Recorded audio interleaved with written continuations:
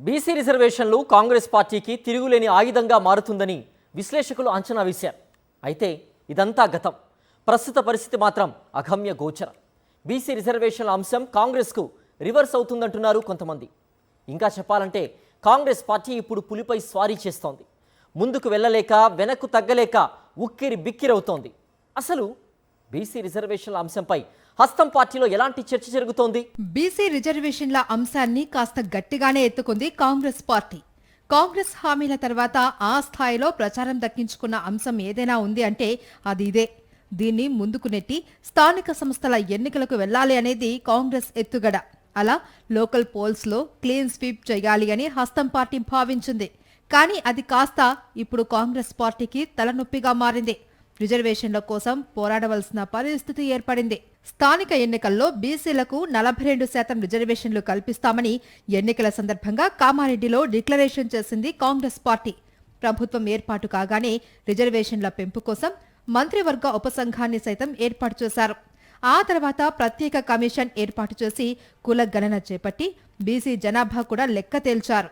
దీనికి అనుగుణంగానే 42% బీసీ రిజర్వేషన్లు ఇచ్చేందుకు అసెంబ్లీలో బిల్లు పాస్ చేసి కేంద్రానికి పంపారు. ఇక్కడి వరకు అంతా సాఫీగానే జరిగింది. తెలంగాణ కాంగ్రెస్ అనుకున్నట్టుగానే కథ నడిచింది. ఆ తర్వాతే సీన్ మారిపోయింది. కాంగ్రెస్ ప్రభుత్వం ఆమోదించిన బిల్లులు రాష్ట్రపతి వద్ద పెండింగ్లో పడ్డాయి. ఆ తర్వాత స్పెషల్ జీవో తెచ్చి రిజర్వేషన్లు అమలు చేసేందుకు ప్రభుత్వం ప్రయత్నించగా కోర్టు బ్రేకులు వేసింది. దీంతో ఎన్నికల ప్రక్రియ ఆగిపోయింది. బీసీ రిజర్వేషన్ల పెంపుపై దాదాపు అన్ని దారులు మూసుకుపోవడంతో కాంగ్రెస్ డిఫెన్స్లో పడింది. రాష్ట్రపతి వద్ద పెండింగ్లో ఉన్న బిల్లులు ఆమోదిస్తారో లేక తిరిగి వెనక్కు పంపుతారో తెలియని పరిస్థితి.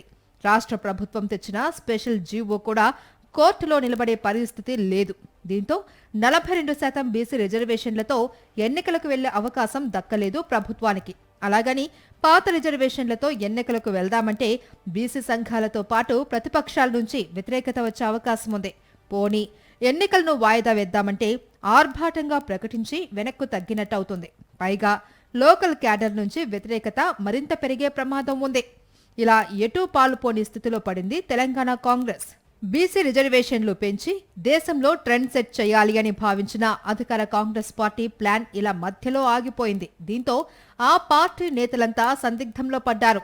భవిష్యత్తులో ఈ అంశం పార్టీకి మరింత ఇబ్బంది పెట్టే అవకాశం ఉందని అంచనా వేస్తున్నారు. పైగా రాబోయే రోజుల్లో ప్రతిపక్షం దీన్ని తమ ప్రధాన అస్త్రంగా మలుచుకునే అవకాశాలు కూడా స్పష్టంగా కనిపిస్తున్నాయి. దీంతో 2-3 రోజుల్లో పార్టీ పొలిటికల్ అఫైర్స్ కమిటీ సమావేశం ఏర్పాటు చేసి ఎలా ముందుకెళ్లాలో నిర్ణయించబోతున్నారు. మొత్తంగా చూసుకుంటే బీసీ రిజర్వేషన్ల అంశంలో కాంగ్రెస్ పార్టీ ఎరక్కుపోయి ఇరుక్కున్నట్టయింది.